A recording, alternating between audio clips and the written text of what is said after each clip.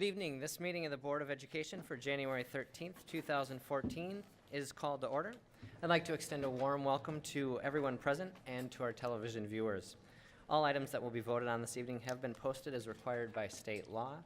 This meeting is being televised live and will be replayed throughout the next 2 weeks. Please check the board website for replay times. This meeting is also being streamed live on the PPS website and also will be archived there for later reference if you're interested. Before we move on to public comment, I know many of us are interested in how negotiations are going on. And Superintendent Smith, can you give us a brief update? Yes, I will. So today we met in mediation again at PAT's offices. We will be back in mediation again with the mediator on Thursday starting at 9 a.m. And both teams are working really hard towards an agreement. So that's my update. Great, thank you.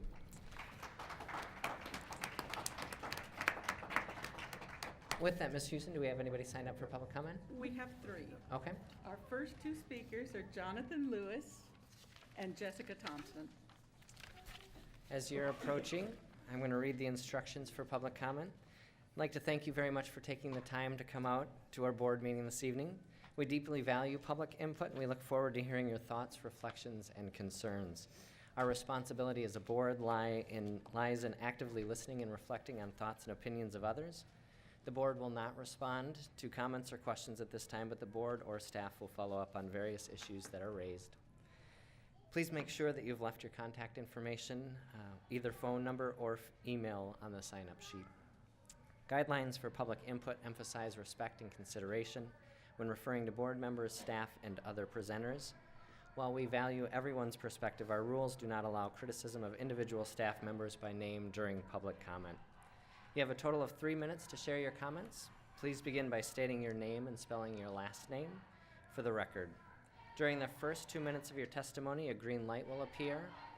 When you have 1 minute remaining, a yellow light will appear. And when your time is up, the red light will appear and a little buzzer will go off, and at that time we ask that you wrap up your comments. We sincerely appreciate your input and thank you for your cooperation. Good evening, Portland Public School Board members. My name is Jessica Thompson, Jessica. I am president of Chief Joseph Ockley Green PTA. I'm going to talk to you today about race. I am a white woman. My son has brown skin. I have witnessed, both as an educator and as a parent, systems in PPS that are designed to promote the racial achievement gap. I am here today to ask you to do more to close the racial achievement gap in Portland. I believe Portland Public Schools can do much more, even given our current funding situation, to ensure that our Black and brown children are guaranteed equitable outcomes in education. We can do more to close the gap. A few weeks ago, you approved Kiros Charter School. The dedicated visionary leaders of Kiros, for a variety of reasons, felt called upon to open a school that is dedicated to closing the socioeconomic and racial achievement gap. I applaud their sense of urgency for creating a new educational model that disrupts the status quo and implements systems that promote the achievement of Black and brown children.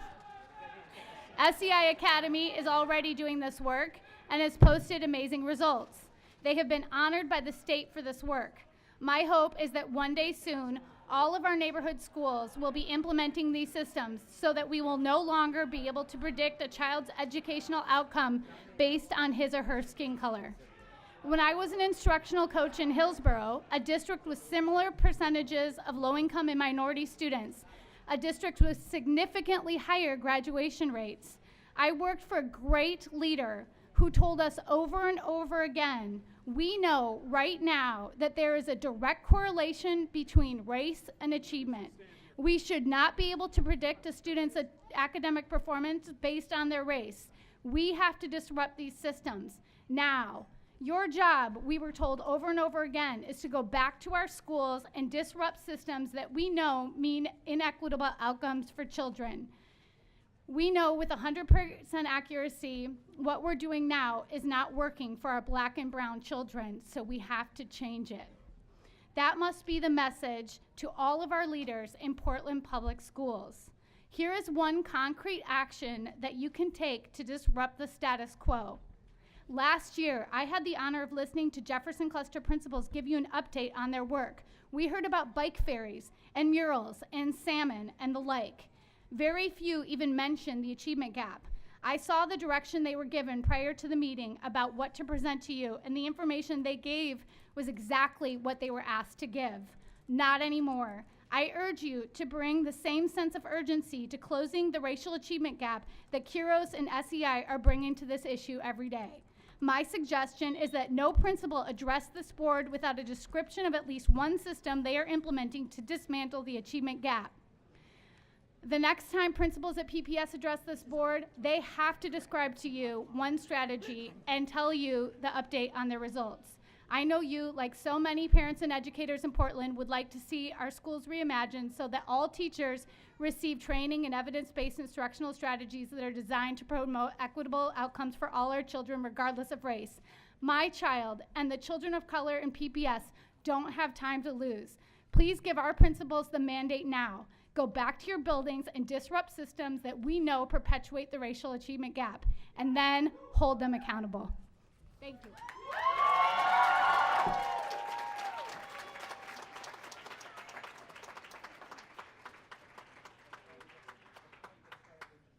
Folks join us. Welcome, everybody. Just a reminder that to keep the aisles clear per the fire marshal's rules, as well as the area in front of the dais. But thank you for being here. You can start. Thank you.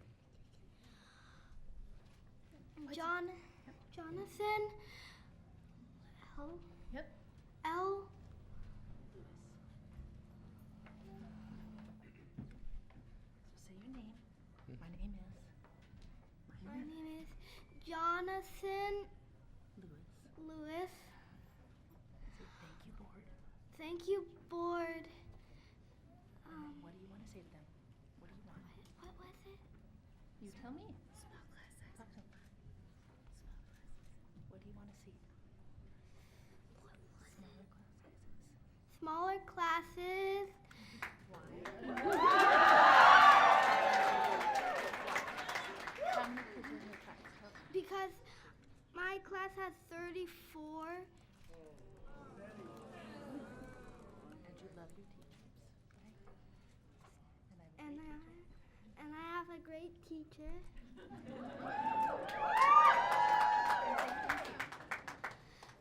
Thank you. Is there anything else you want to say, or is that it? I don't really. Okay, then just say thank you. Jonathan, thank you so much for coming and talking with us.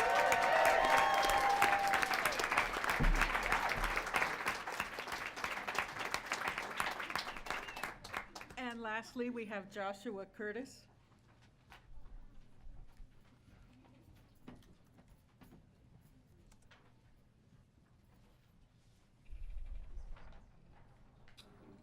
My name is Joshua Curtis, that's C-U-R-T-I-S. I'd like to start by thanking the board for their service and listening to my comments.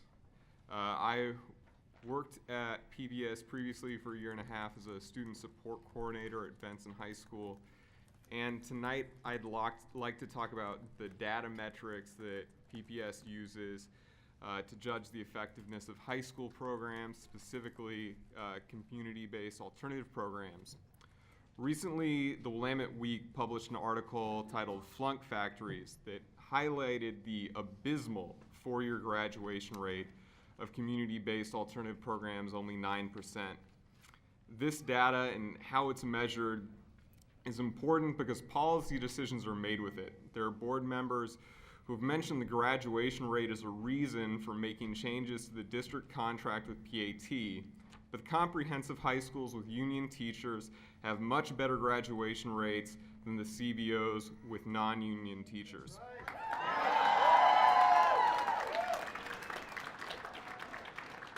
However, I would also argue that the article did not paint a complete picture of the situation. First, there's wide variation in the success of CBO programs. Some, such as NAEA, have much better results than others, but perhaps the biggest flaw is that it focuses on a four-year graduation rate, which for CBOs is largely irrelevant. Most of them getting students coming to them in the middle of their high school education is sophomores or juniors, they're already years behind. They're not going to graduate on time no matter how good a job the CBO does for many students. And because of this, I think PPS needs to find another data metric that it can use to compare the programs. It should stay focused on four-year graduation rates. That's really important. The state makes you measure them for good reason. But you can't really compare community-based alternative organizations with the comprehensive high schools using it. What I would recommend is that PPS develop a metric based on the number of credits that students earn per semester, and that they collect it, they make it very public so that people know how well different programs are doing, and that then policy decisions are made by this. If a community-based organization is doing a good job, what they're doing well should be replicated. If they're not doing a good job, they should be closed. Some good news is that a lot of this data is actually closer at hand than you might think. For all the comprehensive high schools, the data needed to get this information is in your ESIS. And for the CBOs, similar information appeared in the 2011-2012 Alternative Education Options Report. And so it should be very possible to get this information and provide it in a way that both the public and PPS's organization can make informed decisions. Thank you.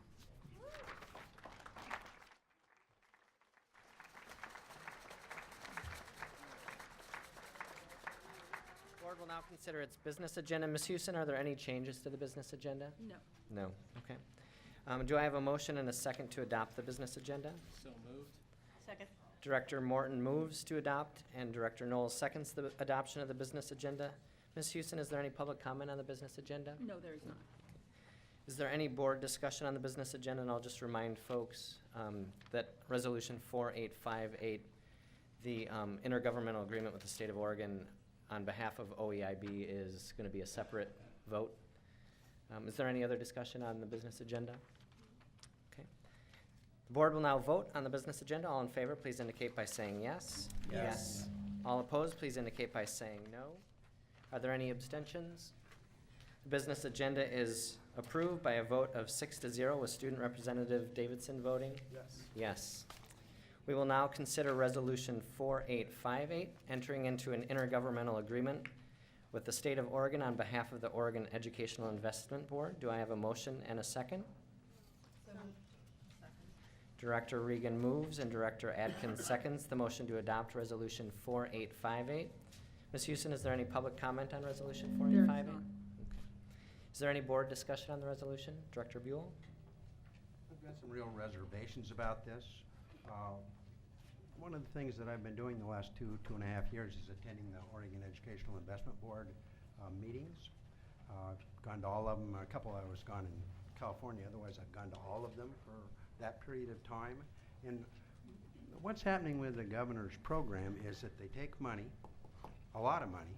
They started out with $225 million in the originally to try and take $225 million, which comes out of the money that they would normally send Portland Public Schools, part of it. And in the legislature, they cut them down to $75 million, but they still have $75 million that they send out around for grants with the idea they're educational investments. That's what they call it, the Oregon Educational Investment Board. And that money doesn't come to the schools. So this $50,000 goes to an agency in town. It's a good agency. We like them, all hands raised. They're good stuff. But the money it goes to that agency, and then eventually more money goes out of this common school fund to these things all over the state. And this is part of what's called the Regional Achievement Collaboratives. And the idea is to kind of put together these groups of businesses and groups of government and make them all work together, which is a really good thing, actually. The problem is that it's not as good a thing as the investment in our own schools, the investment in librarians, the investment in class size, the investment in music programs, the investment in after-school activities maybe for middle school. Those types of things make a lot more sense for the state to spend money way. So every time they go to this type of approach, the governor's program, which is kind of really comes out of the business community, doesn't come out of educators, comes out of the business community, and it's gone through the whole thing, and what they end up with is spending a lot of money that the schools don't get because they send it out another way. Now, that's what they're doing here. We're not spending any money here. We're just saying, okay, we'll be the person that the money will go through. It's not really our problem. We're just being nice to a group that we partner with, All Hands Raised, which actually does a lot of good things in Portland. But it would be nice if that money went here instead. We've been working on that for the last couple of years. I hope to ask the Portland School Board to work on that down the line, where we should be down telling the OEIB, hey, we want that money to be spent in our schools, not in these other programs. $3.5 million or so sent out to Eastern Oregon to do something. And there's all, I've got a list. Here's a list of the money that they sent out. And you can read through what it is if anybody's interested. And you're going, but none of this goes into schools, really. And so I'm going to vote no on it just because out of the fact that it's the OEIB thing. It's not that. We're doing something nice in it, but we shouldn't be doing it. We probably shouldn't even be doing it, but we're not there yet. Hopefully we'll get there down the line and say, okay, that's enough of this. We're going to go down and we're going to lobby in the state legislature, and we're going to lobby at the OEIB, and we're going to lobby the governor to spend that money in our schools, not in the government.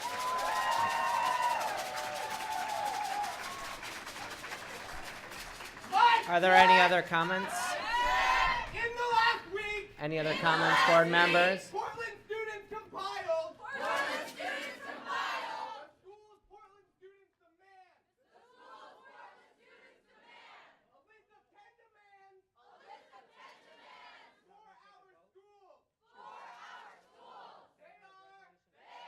858, please indicate by saying yes. Yes. All those opposed, please indicate by saying no.